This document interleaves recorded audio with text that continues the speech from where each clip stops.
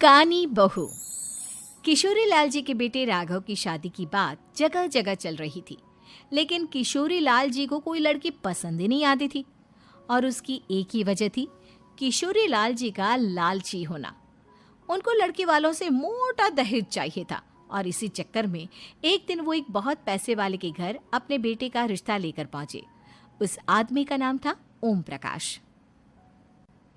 देखिए किशोरी लाल जी, मेरी एक ही बेटी है और मेरी सारी संपत्ति जायदाद सब कुछ मेरी बेटी नैना का ही है।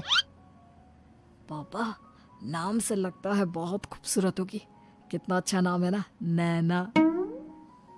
ओ, वैसे बात तो सही है आपकी। अब इतना पैसा है, जमीन जायदाद है, इकलौती बेटी, आप भी क्या करेंगे?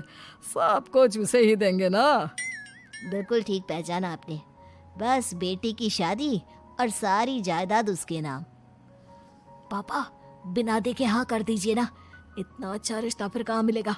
माला माल हो जाएंगे हम। मैं अपनी बेटी को बुलाता हूँ। अरे नहीं नहीं नहीं नहीं, आपकी बेटी का नाम नैना है, सुनकर ही लगता है बहुत सुंदर होगी। रहने दीजिए अंकल, मैं तो आपकी बेटी के नाम से ही इतना खुश हो गया हूँ कि उसे बिना देखे शादी करने को तैयार हूँ। अब तो मैं उसका चेहरा सीधे शादी के बाद ही देखूंगा। और इस तरह राघव नैना का चेहरा नहीं देखता और उससे शादी कर लेता है। शादी के बाद अपनी सुहाग रात पर जब राघव नैना का घूंघट उठाकर देखता है तो नैना की आंखें बंद थी। कितनी खूबसूरत हो तुम नैना, जरा अपनी आंखें खोलकर मेरी तरफ देखो तो सही। नहीं, मुझे शर्म आती है। अरे, मैंने तुम्हें शादी से पहले भी नहीं देखा, और अब अगर तुम आंखें खोलकर मुझे देखोगी भी नहीं तो मुझे अच्छा कैसे लगेगा? इससे पहले कि नैना अपनी आंखें खोलकर राघव की तरफ देखती, अचानक से लाइट चली गई और राघव नैना को पूरी तरह से देख भी नहीं पाया। अगली सुबह नैना राघव के लिए नाश्ता बनाकर लेकर आई। अरे ये क्या, आधा पराठा सीका हुआ है और आधा बिल्कुल कच्चा। ये तुमने क्या किया नैना? बहू, तुमने क्या आधा पराठा तवे से नीचे लटका कर रखा था, जो आधा सिका है और आधा कच्चा? मुझे जितना दिखेगा उतना ही तो सीखूंगी ना पापा जी। जहाँ जहाँ मुझे नजर आ रहा था वहाँ मैंने सीख लिया, और जहाँ जहाँ नहीं दिखा वहाँ कच्चा रह गया होगा। इसका क्या मतलब है? ये कैसा मजाक कर रही है तुम? अरे बहू, तुमने इतना लंबा घूंघट क्यों लगाया हुआ है? देखो, हमारे घर में बहुओं को बेटी की तरह रखा जाता है, और फिर तुम तो इतना सारा माल लेकर आई हो। देखो, ये घूंघट डालकर रखने की कोई ज़रूरत नहीं है।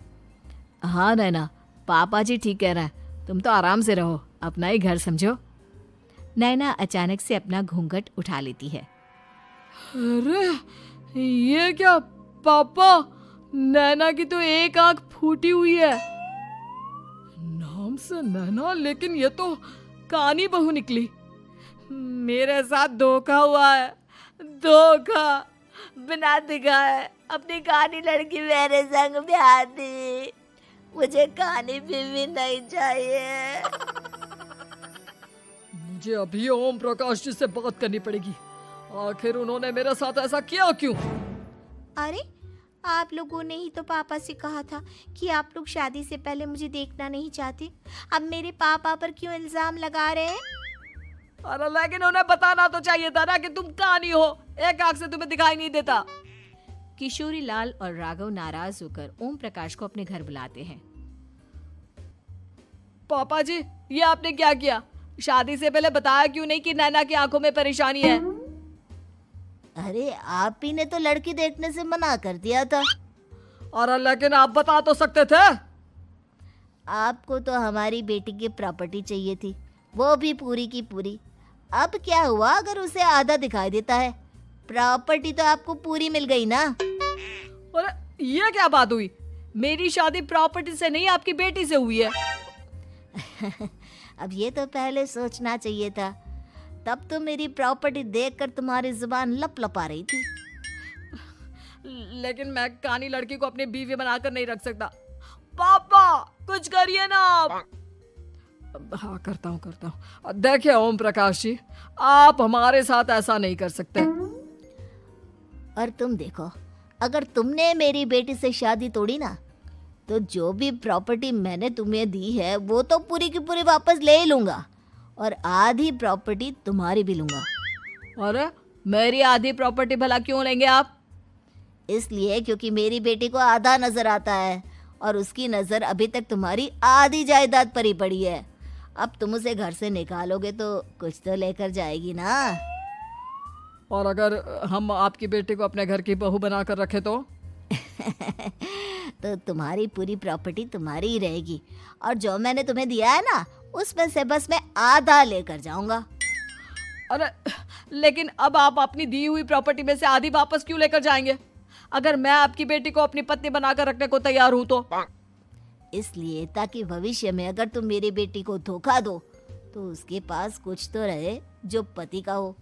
वैसे मेरे पास तो बहुत कुछ है, लेकिन अपने पति की कोई निशानी तो उसके पास होनी चाहिए ना। अब अगर तुमने मेरी बेटी को कानी कहा तो तुम्हें प्रॉपर्टी भी कानी ही मिलेगी, पूरी नहीं। जमाए राजा। किशोरी लाल और राघव समझ चुके थे कि वो बुरी तरह फंस चुके हैं और अब उनके पास वहां से निकलने का कोई चारा नहीं है। अब समझ में आया ना, लालच बुरी बला होती है। एक तो तुम्हें प्रॉपर्टी मिली, ऊपर से बीवी मिली, उसमें तुम्हें नखरे भी दिखाने हैं। आए बड़े, चुपचाप बैठो दोनों। कुछ दिनों के बाद नैना राघव की कार लेकर बाजार घूमने निकलती है और जब कार लेकर वापस आती है, ये क्या? एक तरफ से मेरी गाड़ी पूरी खराब हो चुकी है। लगता है तुमने मेरी गाड़ी को किसी दूसरी गाड़ी के साथ एक्सीडेंट किया है। अरे अरे कितना बड़ा नुकसान कर दिया तुमने बहू। वो क्या है ना पापा जी, मुझे एक आंख से दिखाई नहीं दे रहा था, सामने से गाड़ी आ रही थी। मुझे तो सिर्फ आधा ही दिखाई दिया और वो गाड़ी मेरी कार से रगड़ते हुए निकल गई। अब मैं क्या करूं बताओ? आप इसे ठीक कराने के पैसे कौन देगा? तुम्हारे पापा? तुमने मुझसे इस तरह से बात की? अभी रुको। नैना राघव की शिकायत ओम प्रकाश को कर देती है। देखो राघव, अब जो मेरी आधी प्रॉपर्टी तुम्हारे पास थी ना, उसमें से आधी और मैं लेकर जाऊंगा, क्योंकि तुमने मेरी बेटी को डांटा। अरे नहीं नहीं पापा जी, गलती हो गई, माफ कर दो। गलती की तो कोई गुंजाइश ही नहीं। अगली बार मेरी बेटी को डांटा तो बची हुई आधी में से आधी और ले जाऊंगा। लालच के चक्कर में हम दोनों ने बहुत बड़ी गलती कर दी बेटा। एक तो तुम्हें कानी बहू मिली और ऊपर से जो माल मिला वो भी काना। इस तरह राघव की हर एक गलती पर ओम प्रकाश उसकी प्रॉपर्टी का आधा आधा हिस्सा लेकर अपना सारा माल वापस ले गया और राघव को कानी बीवी से काम चलाना पड़ा। भाई लालच वाकई में बुरी बला है।